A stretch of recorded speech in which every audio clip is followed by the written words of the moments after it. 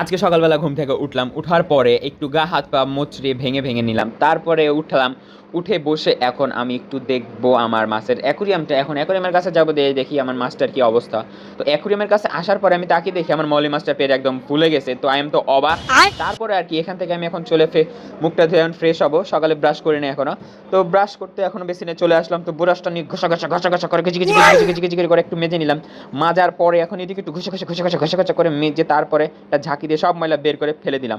ফেলে দেওয়ার পরে এখন মুখটা একটু ধুয়ে মুখে পানি দিয়ে কুলি কুলি কুলি কুলি কুচু কুচু কুচু কুচু করে এখন আমি চলে যাব হচ্ছে রুমে। তো যেহেতু মুখটা একটু ধুয়ে নিলাম, আপনাদেরকে দেখে মুখ এভাবে ধুতে হয়, বুঝছেন? शाबाश बेटा। এটা অফ করে সোজা ঘরে চলে আসবেন। তো আমার উগান্ডার যে গামছাটা আছে, তো গামছাটা দিয়ে আমার মুখটা আমি ঘষা ঘষা দিয়ে এমন ঘষে ঘষে মুছে সব পানি একদম ক্লিয়ার করে ফেললাম। তো ঘরে আসার পরে এদিকে তাকিয়ে দেখি যে আমার বিছানাটা পুরাই এলোমেলো হয়ে আসছে, সকালবেলা ওঠার পরে এখনো গুছানো হয় নাই।